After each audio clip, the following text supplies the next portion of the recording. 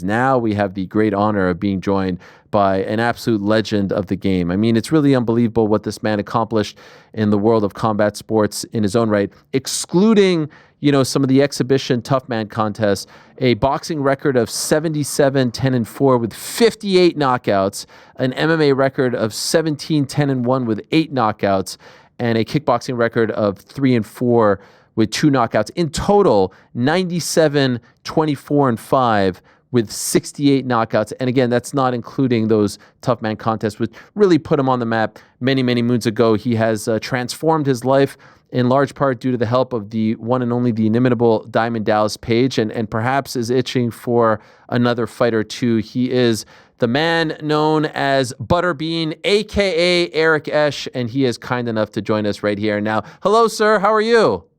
Hey, I'm doing great. How you doing today? I'm doing great. It's a great honor to speak to you. And, it's July 4th weekend that has come and gone. You were synonymous with those shorts. You've transformed your life. I thought this would be a great time to have the one and only Butterbean on the program. And congratulations on everything that you have done to transform your life. If we would have talked about, 2-3 years ago, could you have ever imagined that you'd be feeling like you are now, walking like you do now, and being as active as you are now? No, I was in a wheelchair. I mean, I was like pretty much bedridden. I couldn't do nothing. I mean, I was like 500 something pounds and like not mobile. How much do you weigh now? Right now, about 280. 280. What's the lowest you've been as an adult? 280. 280. This is it. As a teenager on, I've never been under 300. Wow. And so what has been the secret? The DDP program, it helped me out so much. It's opened so many doors for me also. Lucky Energy Drink actually seen my recovery, and they said, with somebody that's so dedicated and getting back in shape, it's a true story of the American dream. To be able to do something nobody thought you could do. This footage that we're looking at here, courtesy of the DDP Yoga YouTube channel, how long ago is this? Where you couldn't walk, where you were hunched over? A year and a half, 2 years ago, tops. And how did you meet DDP? Well, I've known Dallas for many, many years, but I was doing a podcast and we had him on as a guest. Me, Boss, Rootin, Flex Wheeler, we had him on as a guest. And it just blew up. And he said he was going to do a show, and Flex said, "You got a Butterbean on there." And that's how it happened. And so when you did that podcast with him, what year was that? It's been about 3 years ago. Yeah. And what was the state of your life at that point? Like, could you move? I was depressed. I was down. I didn't believe in myself anymore. I believe in myself again. That's the most important part in life. You have to believe in yourself. If you believe in yourself, you can accomplish anything. And so when you do this, he probably invites you out to come train with him and do the yoga and say that I can transform your life. Did you believe him, or did it take some time for you to believe? Well, I actually went and lived with him for 4 months, and then I went back and stayed for 4 months more. Wow. To get more. What did you think initially when he said, "Yeah, come do the yoga with me. This will help you"? Did you believe right off the bat? I said, I'm not doing no damn yoga. I mean, I'm not a yoga kind of guy, but it's not really yoga. It's yoga on steroids.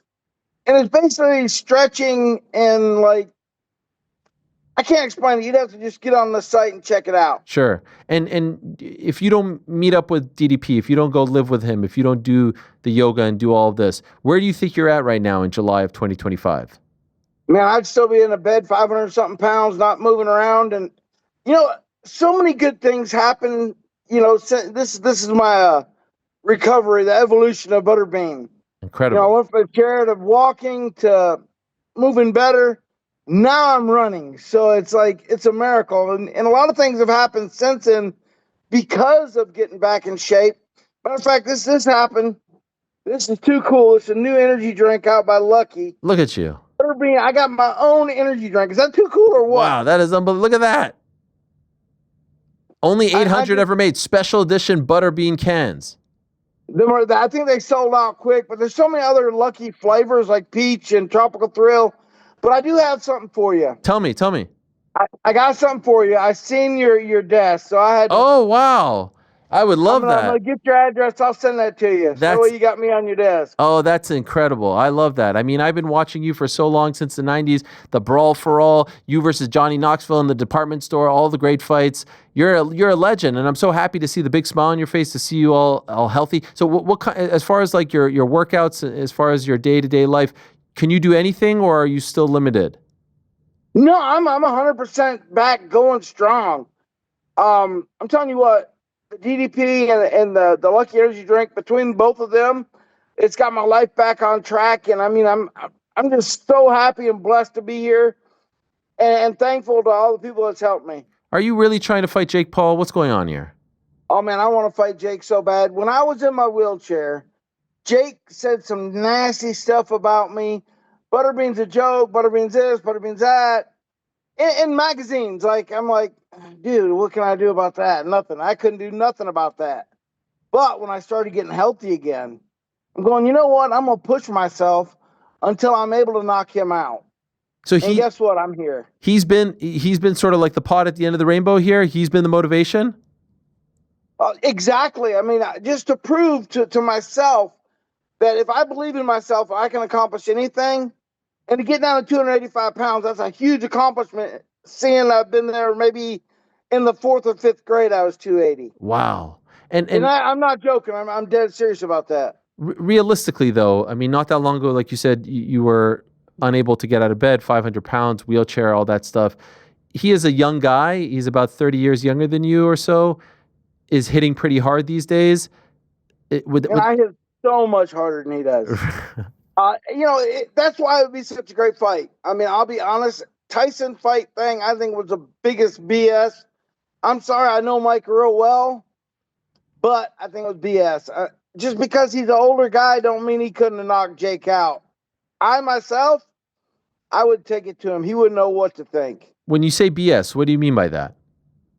BS stands for bullshit. No, I know that, but are you saying are you saying it was a work? What do you imply? Just, or that it was a bad fight? I don't see how Tyson didn't stop him. I don't know, unless Jake is that much better than I thought he is. He's not a bad fighter. He's come so far from when he started. When he was talking bad about me, he was horrible. He's got a lot better now, and it would be a good fight. I mean, I think it'd be a very competitive fight for me. But I know I can take him, and he thinks he can take me. So that's what would make a good fight. Me knowing I can knock him out, and him thinking he can knock me out. If not Jake Paul, you're not interested in resuming your fighting career at this point, are you? I don't want to resume it. I just want to have one more fight. And people you don't have nothing to prove. I don't have nothing to prove but to myself. And I've had so many letters from people that have seen what I've done, and they've contacted me, want to know, what can they do now? And I've given them hope.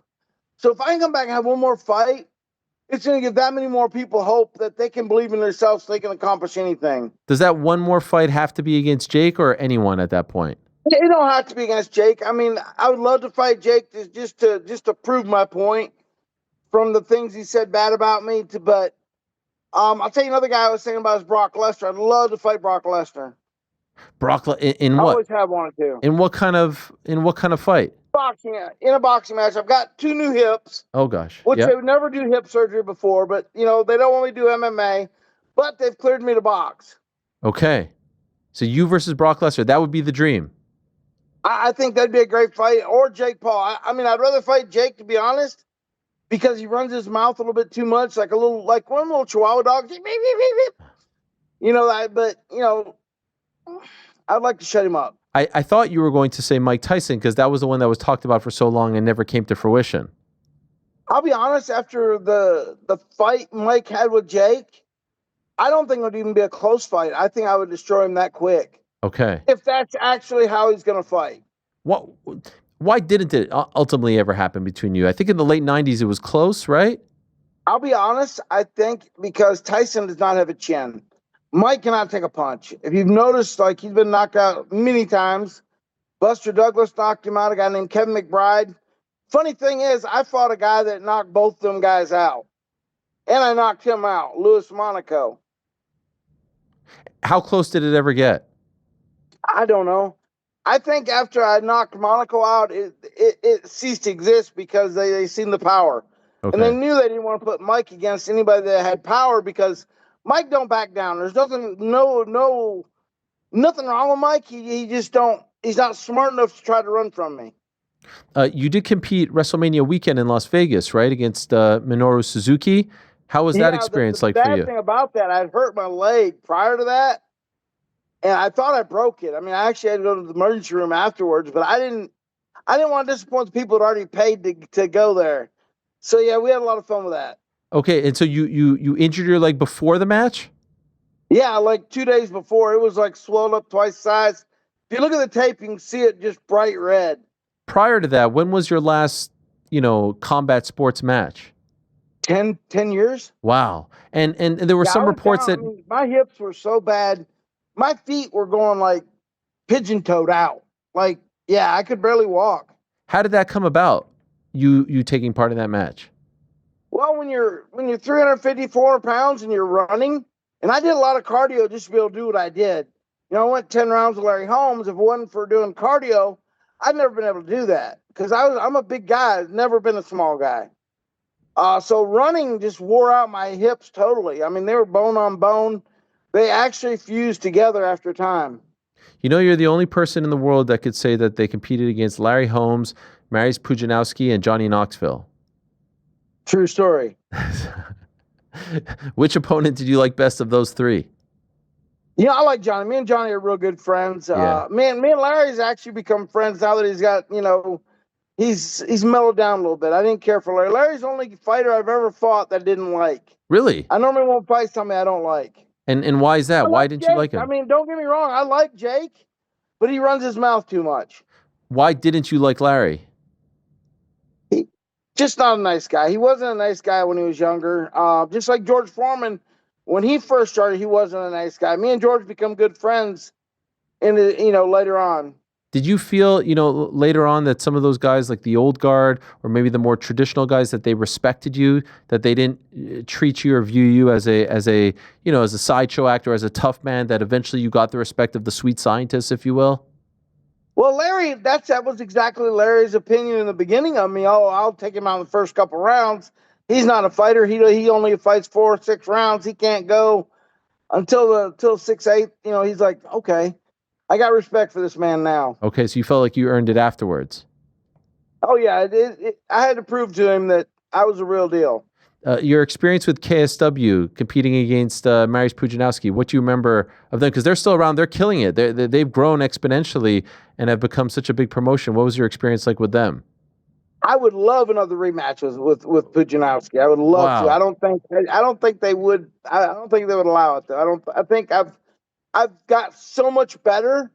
I think they'd be afraid of me. Are you still training in combat sports? Every day, all the time. I'm day. in the bag. As a matter of fact, I got a heavy bag in my living room right now. Why? At this point, like you said, you have nothing left to prove. Why put your body through this? I'm proving it to myself. I enjoy it. I mean, once you've fought, it's great exercise, first of all. But you can't get a better feeling than going out there and competing. And like I said, I want to do it one more time just to prove to myself that I've overcome being in a wheelchair. I've overcome being overweight. I've overcome not believing in myself. I believe in myself. I can do anything. You were someone who was very active, despite, people calling you Butterbean and you being a bigger guy. You're very active. You competed in all these fights. When you get to the point where you can't get out of bed, where you're in a wheelchair, mentally, I would imagine that's very tough. And I would imagine it was quite depressing. How dark did it get as you were unable to move? Very dark. I mean, I already give away stuff, to my kids that, I didn't think I had a couple more years left. I was looking out the window, just waiting to die, instead of looking out the window, looking for something to live for. Wow. Once you believe in yourself, you can accomplish anything. Like I said, I did not believe in myself. I didn't believe I could do anything anymore. I give up hope. And so how were you passing? Never do that. How were you passing your days? Like, what were you doing? I tell you what, for a couple of years, I didn't know them. I stayed in bed the whole time. Wow. I never left the bed. I mean, that's how bad it was. I'd go to the bathroom, and that's about it. That's it. And were you around family members? Were people visiting you? Yeah, I mean, but the kids, my grandkids, I have 10 grandkids. It's a whole different thing now. Now that I'm not grumpy, I never realized I was grumpy before. Now I'm more enjoyable to be around. I mean, I just love life. I mean, life is a blessing. And one thing that I can't get back is the time that I lost not believing in myself. Do you look back on that time with regret? Sometimes, but now I'm looking forward. I'm trying not to look back. I'm looking forward to what life brings me. Yeah. Would you sit down? Would you lie down and watch some of your old fights when you were on top of the world doing such big things? Would you look at that stuff, or was it hard to watch that? I didn't want to watch it back then because, I mean, I'd give up hope. I mean, that's something I used to be able to do. Now I can do it again. Yeah. How about now? Now you could watch it? Now you enjoy it? Oh, without a doubt. I love it. What about the shorts, by the way? Who introduced you to those shorts? Whose idea was the shorts? That was part of your aura. Yeah, when I first started Tough Man, it was a world Tough Man competition. And supposedly there's fighters from all over the world going to be there. I wanted people to know America is a force to be reckoned with. Funny story about the 4th of July. We were in Vegas right around the 4th of July. My trainer, Murray Sutherland, which is a former world champion, his daughter was like 12 or 13. She looked at her dad and she goes, "Dad, this Butterbean stuff's really taken off." It was the 4th of July. It was, the red, white, and blue everywhere. I mean, it was just so funny. I love that. By the way, we just showed a photo of you. You wore those shorts all the time, but that was the Brawl for All footage right there when you knocked out Bart Gunn. 100% a shoot that was not a work whatsoever? 100%. Bart's, I mean, yeah. Bart's a great guy, though. I mean, he really is. I mean, I've talked to him since. He's a really good guy. Vinny, which is a ref, he should have stopped the fight after the second knockout because Bart was out of it.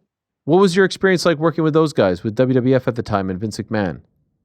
I got along great with Vince. I mean, I've done a couple other wrestling events prior to that with Mark Merrow and a couple other events with him. So, I mean, yeah, I had a good time working with the guys. The other matches in that tournament, were they all shoots as well?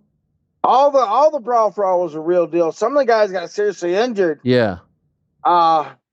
Ended their careers. And is it true that like this was, I think they wanted someone else to win and Bart beat, maybe it was Merrow and you were kind of like the punishment? Well, it was Dr. Death. They wanted Dr. Death, excuse me, to kind of push him. And my understanding that Vince went to him and said, "Look, we want you to throw that fight." And Bart said, "I ain't doing it. This has been a real thing from the beginning." And his thing, he was trying to get out of wrestling, so he wanted to take and destroy everybody and then go as a professional fighter, which he did move on to be a pro fighter, and he done really well. Really tough dude. Well, after knocking him out that viciously, you go to the back. What was the temperature like? He went back at him. I think he had 10 or 12 pro fights, big fights. But what was it like for you backstage after that knockout? Was anyone like, "Oh my gosh, we've made a horrible mistake. Yeah. This was not a good idea"? Did you feel any of that? Well, no. Steve Austin kept coming. I guess him and Rock were talking about, Rock was saying I was going to win. Austin saying I was going to get knocked out. Austin come into my dressing room probably 10 times. "You're a bad man." Then he'd run out. He'd run back in. Tell me that again. It's like, it's the coolest thing. That's amazing. You also had a couple of fights under the Pride banner, which is a legendary MMA organization. What are your memories from competing for Pride? A lot of the Pride fights are not on my record. I fought Pride probably 30 times.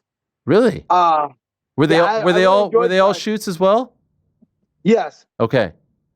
When I fought like Rumble on the Rock, when I fought Cabbage the first time, I had they call it Butterbean rules. If it went to the ground, they got to stand us back up. Went to Pride, there was none of that. It was like legit, no special rules. Incredible. What did you between boxing, Tough Man, MMA, kickbox? Which did you enjoy the most? The fans for Pride were so knowledgeable. I enjoyed that so much, and so many more people. I mean, when you're at an event here in the U.S., you're looking at 15 to 25,000. You go over there, there's 80 to 150,000. Yeah, and millions watching on television. It was a huge deal. Oh, without a doubt. I mean, like, it's insane. But boxing's my true love. I love boxing. That's why I want to have one more fight, just to, like I said, to prove to myself that I can do it, and to prove to the world, of people that say somebody cannot do something. I was always bullied as a kid. Don't never judge a book by its cover. What were the kids saying to you? Fights back. I appreciate that. What were the kids saying to you, and how old were you when you were bullied the worst, so to speak? Well, in school I was always a big kid, and I was more fat then until I graduated. Then I started working out and getting actually healthy. I've always been big, but if you notice when I'm fighting, I'm very fast. Hmm. And so the speed and the power, that I had a killer knockout punch. Either hand, I knocked as many out with left as I did the right. How's your diet these days? I eat very healthy. I don't have a diet. You don't. I've never, that diets don't work. You have to change the way you eat. Diets they just don't work. You just got to change what you eat. But I'm sure you have to be a little bit more conscientious of what. So, like a typical day for you, I'm sure you were eating back in the day massive quantities of calories, right? No, just unhealthy food. Unhealthy food. A lot of fried food. A lot of I'm in Alabama, fried. Good old Southern food. It's not healthy. And so, But what are you eating now? There's ways you can. I eat very healthy now. I've got rid of a lot of gluten, a lot of dairy, cow dairy. Yeah. I do eat cheese, but I'll eat like a sheep cheese. Sheep cheese. Interesting. Sheep or goat. Yeah, it's very good. Okay. And are you cooking for yourself, or are you having someone cook for you? Yeah, I do. I cook myself. I'm a great cook. I mean, I didn't get 400 pounds and Yeah. 500 pounds not being able to cook. Let me tell you. I love that. And as far as your kids are concerned, did any of them fall in your footsteps? Did any of them try to be fighters as well? Well, my one son, Caleb, he's still fighting. Okay. My older son, Brandon, he's retired. He decided he wants to do other things. But one of my grandkids, he's 13. He's training to fight. I work with him. He works out with me a lot. He motivates me a lot. Wow. Boxing, MMA, what's he trying to do? Boxing. He likes to box. He likes boxing. By the way, we don't see a lot of the tough man contests these days. Why do you think that is? It's still out there. It's just the founder of it, Art Door, which was the guy that managed me in the beginning, which was more like a father figure to me. He passed away a couple years back, probably 4 or 5 years ago now. And it's just not the same.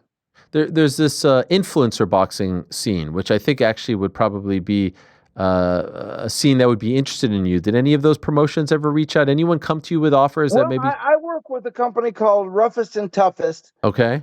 And it's basically a tough man contest. And we've done a couple influencer fights. There was a fighter named Jimmy Mooney, and then the Hillbilly. I had them fight each other on the card, which was a pretty good fight. Oh gosh. Did any of these promotions try to get you to fight? Like anyone offer you something that you were like, nah, this isn't for me. I have bigger plans. Well, a lot of them, yeah, the money that they don't have the money, first of all, but they're more of an amateur type fight. Okay. Once you've had 100 something pro fights, they don't want to match an amateur with a professional. It'd be like the brawl for all over again. By the way, when you fought Johnny Knoxville in the department store in the film, is it true that he was trying to swallow his tongue because you hit him so hard? Well, he was snoring. I mean, he didn't try to swallow it. He was out. He was out pretty bad. Did you go 100% on him, or did you pull any punches? I was taking it easy on him in the beginning. I was hitting him, but then the last punch, I don't remember throwing. So it was a solid punch. Oh gosh. And you're still friends as a result. Well, I talked to him when we done the Family Feud. Yeah. We done that a year and a half ago. I go, "You ready for a rematch, Johnny?"